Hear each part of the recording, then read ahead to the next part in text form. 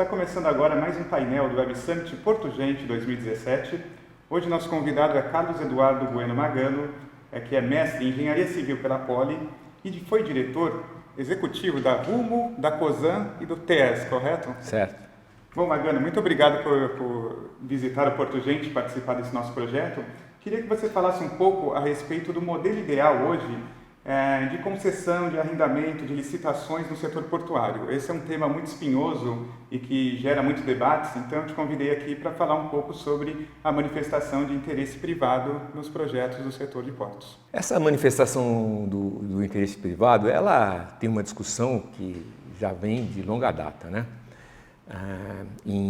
Já em 2011, ela foi objeto do Decreto 57.289, né, que criava um tipo de procedimento de como isso deveria ocorrer. Mas ela, na verdade, ela foi pouco aplicada, né? Já em 2013, né, com a criação pelos bancos da Empresa Brasileira de Projetos, foi feito um pouco antes do fim do governo da ex-presidente Dilma Rousseff, foi feito um grande pacote de licitações, né?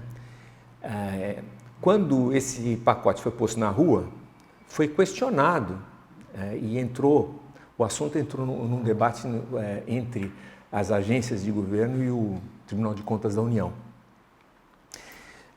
E o processo todo foi paralisado e não prosperou.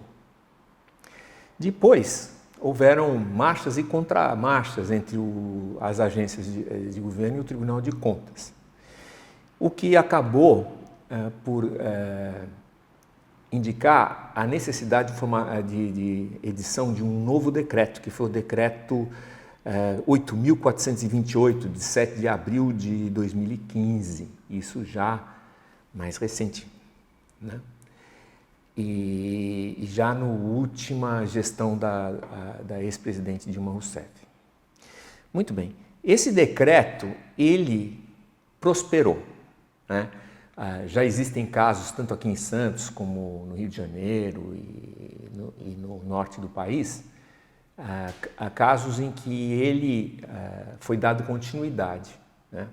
Ele pressupõe a contratação de uma empresa de projetos, que pode inclusive ser remunerada, numa tomada de preço num modelo simplificado, né?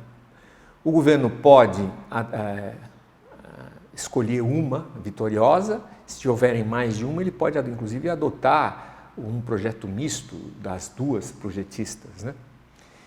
E com isso você atende à questão da remuneração da projetista, que no caso anterior da Empresa Brasileira de Projetos foi considerado ilegítimo, porque ela era remunerada com uma participação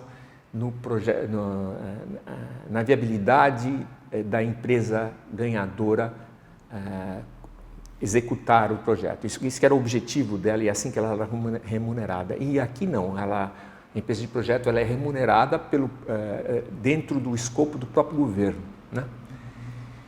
E dessa forma caminha, né? E no meu entendimento, no ambiente atual, o que está mais sólido e que prospera. Os outros procedimentos que tentam encurtar isso exigem um esforço político contrário às regras existentes, que não me parece que, no momento, pelo menos, os políticos estejam aceitando ou querendo enfrentar essa situação. Bom, dentro desse contexto, um dos assuntos mais quentes no momento no setor de portos é a dragagem. Comenta-se muito na formação de consórcio, juntando várias empresas para executar esse serviço tão necessário para os portos. Esse procedimento poderia auxiliar a encontrar um modelo e uma solução definitiva para a dragagem de aprofundamento nos portos? Bom, a formação do consórcio, pelo menos aqui em Santos, ele tem como moto a conseguir um sistema de inexigibilidade de licitação.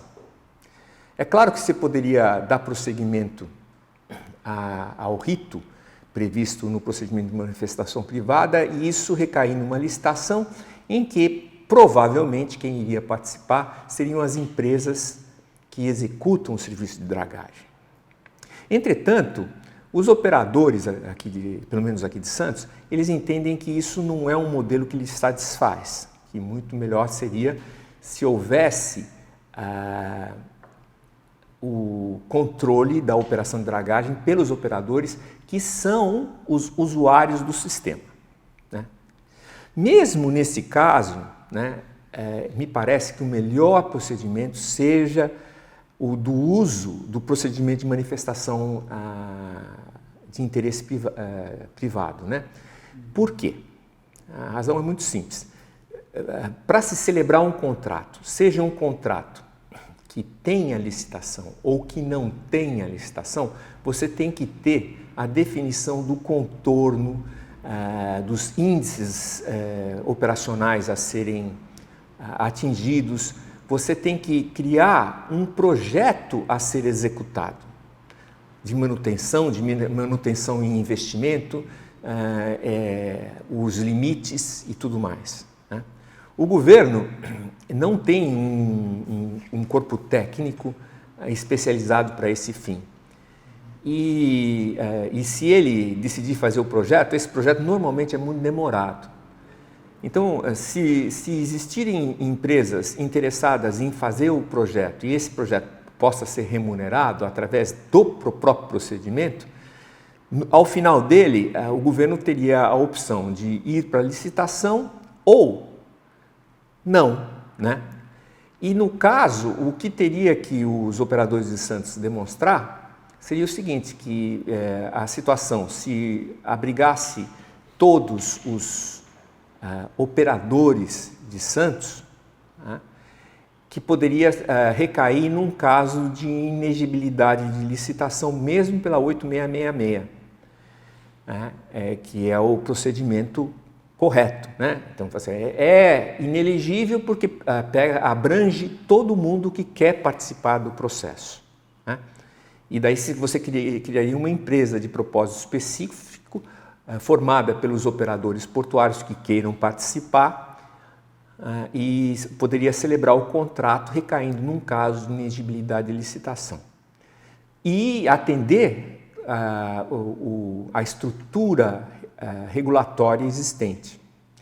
Isso me parece que é mais factível no atual momento do que qualquer outro procedimento que possa vir a ser adotado. Bom, Magano, mas você entende que a dragagem deve ser privatizada ou deve ficar nas mãos do governo federal?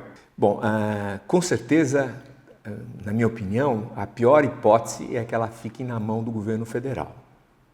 É um pouco melhor se ela, como é hoje, ficar na mão da Codesp, que é uma empresa, uma sociedade mista, né, com a maioria do governo federal, que tem um orçamento dedicado e com arrecadação, né, dedicado a essa atividade. Essa atividade ela é fundamental para o Porto e ela vai indicar o futuro do Porto de Santos.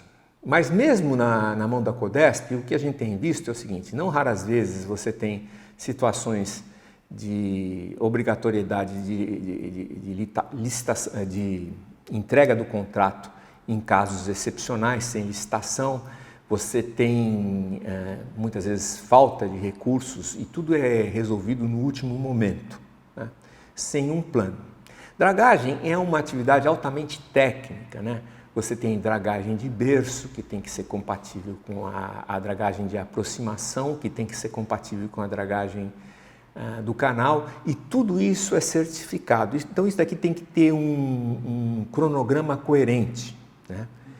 Esse cronograma coerente, com a demonstração de como isso pode ser feito, a Codesp nunca logrou êxito em executá-lo com perfeição.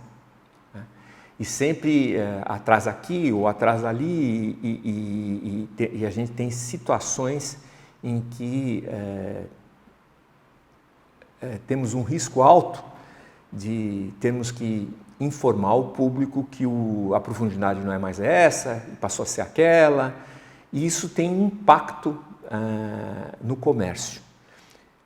exterior, com uma perda de produtividade para o setor privado e para o exportador brasileiro, evidente. Então, eu entendo que o melhor modelo seja um modelo de privatização em que você tenha indicadores claros, com multas e com resultado garantido, de profundidade em todos os berços que estão sobre a abrangência do contrato. Então, a privatização me parece o melhor modelo. Também me parece que seja o ideal que seja transferido para a empresa ganhadora desse serviço a obrigação de arrecadação, pois assim você teria a garantia de que não faltariam recursos para essa importante atividade, né? Agora, o que é o mais controverso no assunto é que parte desses recursos são usados pela Codesp para subsidiar a sua mão de obra. E isso daqui, então, causa uma certa insegurança na mão de obra da Codesp. Isso daqui eu acho que tem que ser estudado dentro da abrangência do projeto e você possa garantir uma outorga para a Codesp para poder garantir esse subsídio, né? Da forma em que o governo achar mais conveniente. E assim você teria garantia na atividade e uma atividade subsidiada dentro de um regramento claro e que garante o futuro do Porto de Santos. Bom, para a gente encerrar o nosso papo aqui, você falou dessa questão controversa das companhias docas e eu preciso te questionar. Você acredita no futuro do modelo do porto público como ele existe hoje? Ou não, esse modelo já chegou ao fim? Qual é o futuro? O que você visualiza dos portos brasileiros? Bom, a companhia Docas, ela iniciou numa concessão privada, né? Com a Revolução, ela teve uma interferência do Estado e no fim da concessão, ela foi transferida a responsabilidade para o governo. As empresas do governo têm se mostrado improdutivas no sentido de que elas acabam muitas vezes financiando o interesse privado de políticos, né? É isso que nos demonstra o momento atual, com as lava-jatos e tudo mais, né? Com apartamentos abrigando em espécie mais de 51 milhões, esse tipo de história, né? Uhum. Então, eu acho que, a bem do Brasil e da sua população, o melhor modelo é um modelo em que a atividade operacional, seja ela qual for, esteja na mão privada e seja fiscalizada pelo governo. E não aquela em que o governo é operador. Porque quando o governo é operador, as possibilidades de desvio de recursos são enormes e impossíveis de serem controladas, né? Se você chega e tira essa atividade da mão do governo, você melhora a gestão e a governança, né?